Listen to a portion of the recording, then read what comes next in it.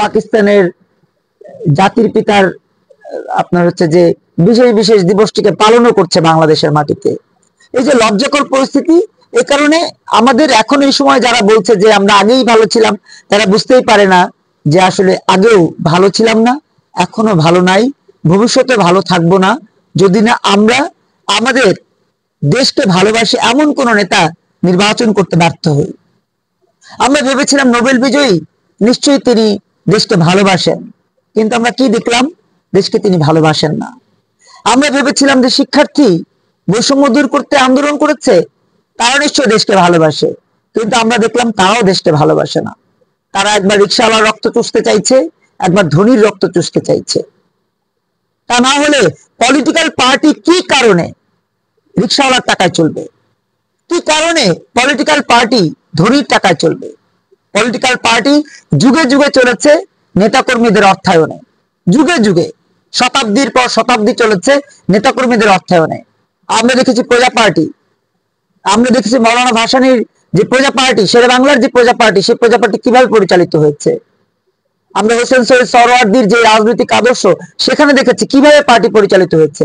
হোসেন শহীদ সরওয়ার্দী আইনজীবী ছিলেন, শেরে বাংলা আইনজীবী ছিলেন। এই আইনজীবীরা তাদের যে উপার্জিত অর্থ, সেই অর্থ ব্যয় করতেন রাজনীতিতে। আর আজকে কতগুলো গর্ধব বলছে ধনীর টাকায় রাজনীতি করব। ধনীর টাকায় রাজনীতি কেন করবেন? তার মানে আপনি ধনীকে শোষণ করবেন। আপনি বলছেন রিকশাওয়ালার টাকায় রাজনীতি করবেন, তার মানে কি আপনি রিকশাওয়ালাকে শোষণ করবেন?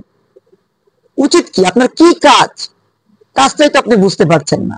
অতীতে যেভাবে ফ্যাসিস্ট আন্দোলনের মধ্য দিয়ে, ফ্যাসিস্ট কর্মসূচির মধ্য দিয়ে, ফ্যাসিজমের প্রতিষ্ঠার মধ্য দিয়ে আমাদেরকে ধ্বংস দ্বার প্রান্তে নিয়ে গেছে, এখন যারা নতুন দল করেছে তারাও ফ্যাসিজমকে নতুন ভাবে নিয়ে আসছে। পুরনো বোতলে নতুন মদ, এইভাবেই আমাদেরকে নিয়ে আসার চেষ্টা করছে। আগেও ভালো ছিলাম না, এখনো ভালো নাই। আর ভালো থাকার জন্য যে জায়গা, যেভাবে চলতে হয়, যেভাবে তৈরি হতে হয়, যেভাবে কথা বলতে হয়, সেটাও আমরা করছি না। কারণ আমরা সবাই ভয় পাই।